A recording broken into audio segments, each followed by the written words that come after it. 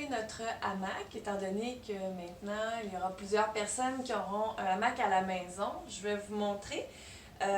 Évidemment, on n'a pas tout le monde un grand espace comme au studio de yoga, mais on veut faire notre possible quand même. Donc là, ce que j'ai fait, c'est que j'ai ouvert mon hamac. Moi, je viens de le laver. Je l'ai ouvert partout dans le salon. Puis, le premier côté que je fais, je veux l'allonger le plus possible sur vraiment tout son long, l'avoir le plus plat possible. Et là, ce qu'on veut faire, c'est vraiment de faire des petits doigts de piano, dans le sens que on vient ramener vraiment les petits plis avec les deux mains, en gardant toujours en tête qu'on garde la ligne qui est ici, à ma droite à moi, aussi droite que possible.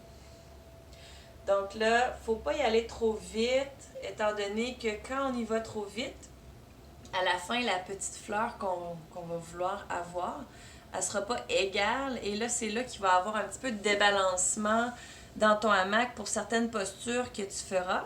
Souvent, on s'en rend compte là, qu'un hamac a été drapé trop vite quand, notamment, il y a comme un cerne là, dans le bas du hamac. OK? Fait que, évidemment, le moi, il sort de la laveuse. Fait qu'il n'est pas parfaitement déroulé. Mais je veux toujours faire de mon mieux. Donc, hop, on y va comme ça. Faut pas être pressé. Parce qu'en plus, il y a les deux côtés. Fait que si on voit qu'on commence à avoir un petit débalancement, ce qu'on fait, c'est qu'on tente vraiment de le ramener.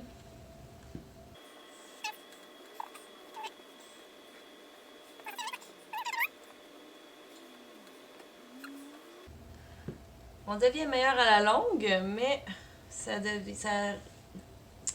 reste quand même quelque chose de pas évident à faire de façon parfaite. En même temps, l'important, c'est de faire son possible,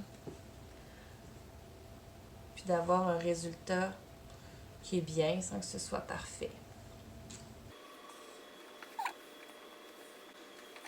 Fait que c'est ça, on peut soit glisser vers l'autre bout du hamac ou on peut laisser aussi le hamac glisser vers nous.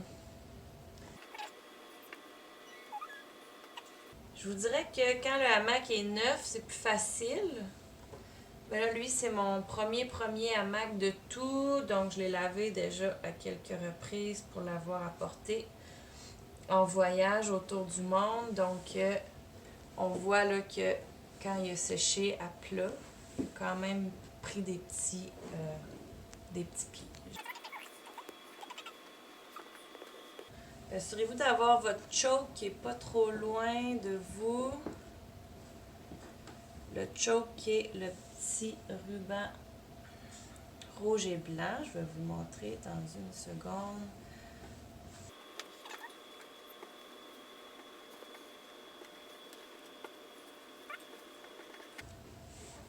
OK. Moi, j'aime ça utiliser mes pieds. Donc, j'arrive avec le choke. Puis là, je le passe vraiment à travers le U. Je peux tirer. En fait, lui, je vais faire le contraire. Votre choke, il va avoir une petite partie qui est plus droite, là. Donc, assurez-vous qu'il ne se retrouve pas dans le tournant, finalement. Puis là, ben, si vous voulez en faire deux, vous pouvez. OK? Sinon, ben, on se retrouve comme c'est là avec notre fleur. Donc, c'est ce que je voulais dire à la fleur. Quand on prend vraiment le tissu dans notre main, puis là, ben, on peut essayer d'ajuster puis d'égaliser tout ça. Donc, vous voyez, c'est pas parfait, mais c'est quand même bien. Aussi considérant l'espace que j'ai en ce moment. Là, je mets mon choke là, mais si tu es pour mettre ton hamac dans le sous-sol, eh bien, c'est possible que ton choke là, se retrouve vraiment plus loin, dépendamment combien de pieds de long tu as acheté ton hamac, puisqu'au sol, là, souvent, le plafond est plus bas. Donc, c'est possible que vous ayez à le glisser. Mais quand vous le glissez, tentez quand même de garder votre fleur. Donc, peut-être tenir le bout avec la main, puis glisser le choke pour ajuster. Mais vous allez le voir là, quand vous allez vraiment l'accrocher au sol. Donc voilà, je vous épargne l'autre côté.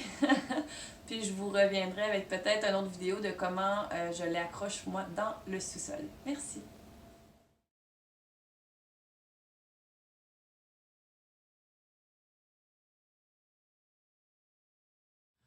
Donc après avoir fini de faire le trou avec la drille et la grosse bite ronde qui fait des gros trous, j'ai placé déjà un premier attache, un strap que j'ai acheté dans un magasin de construction.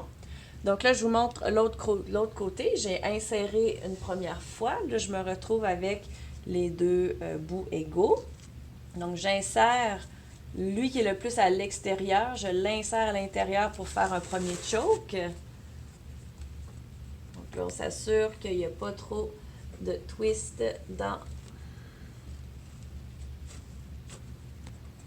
dans notre strap. Donc le but, c'est qu'il y en a le moins possible. Par la suite, je m'en vais dans l'autre sens, en fait du côté que j'arrive, pour faire un premier tour.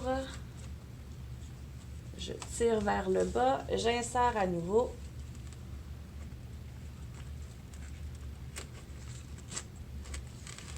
Et je tire vers le bas. Donc là, moi, je me retrouve avec mes deux straps qui sont à l'intérieur de mes deux poutres, simplement parce que j'ai un plafond suspendu et je ne veux pas, pendant qu'on swing d'un côté et de l'autre, toucher au plafond suspendu. Donc, c'est à peu près un pied. Mais si tu avais de l'espace, tu pourrais faire sortir ta strap de l'autre côté. Tu gagnerais peut-être un pouce et demi. Donc, on commence avec les straps comme cela. Et par la suite, on va mettre les marguerites. Donc, pour les marguerites, j'insère un premier bout. Encore une fois, même idée de faire un choke, comme ça ici. Et là, je vais avoir toutes les petites loupes disponibles pour mettre mon mousqueton, mon carabiner par la suite. Je fais la même chose de l'autre côté. J'ai déjà vu aussi des fois des gens qui faisaient simplement le mettre comme ça, comme un U, puis qui allaient passer le mousqueton dans les deux loupes. C'est possible également. Donc, l'important, c'est que ce soit sécuritaire. Donc, encore une fois, on évite que ce soit twisté. Génial. Et puis, en tirant votre poids vers le bas, vous allez voir que c'est bel et bien très solide. Prochaine étape, on va aller poser notre hamac. Moi, j'ai fait un double choke avec mes petites straps rouges et blanches, étant donné que là, le plafond, il est bas. Donc, on veut se donner toute la chance pour avoir un hamac qui est quand même pas trop bas. Donc, dépendamment, là, je commence toujours avec mes mousquetons dans le plus haut, c'est ceux-là qui sont bleus. Et là, vous allez voir, selon votre besoin, si vous voulez le hamac à la hauteur des hanches ou à la hauteur des tibias, mais là, vous allez savoir à peu près, OK, alors je dois monter mon hamac pour que ce soit à la hauteur des hanches. Là, la façon que je le ferai, comme je suis au plus haut, c'est que je glisserai mon choke plus bas sur mon hamac. Donc, j'aurai un petit peu plus de lousse, mais à la fin, on fait des nœuds. OK? Donc ça va m'aider à le monter jusqu'aux hanches pour pouvoir faire des inversions complètes. Là, en ce cas-ci, moi, je veux faire du air yin, c'est-à-dire avoir le tissu au niveau des tibias. Donc, ce que je veux faire, c'est le descendre. Donc, je vais simplement le descendre dans mes marguerites de 1 ou 2. Et puis là, je me retrouve avec la bonne hauteur. Vous prenez le bout de la marguerite qui n'est pas utilisé, vous l'insérez à nouveau dans le mousqueton. Okay? Et là, ça ne sert à rien d'avoir plusieurs boucles de la marguerite dans le mousqueton. En plus qu'on n'est vraiment pas en mode cirque en ce moment, ça ne sert à rien. Là. Puis même si on était en mode cirque, le bout, on l'attache pour une sécurité, on appelle ça un safety. Sauf que, évidemment, dans notre sous-sol, on ne fait pas d'acrobatie. Alors voilà, par la suite, on est prêt pour faire un cours de air yin.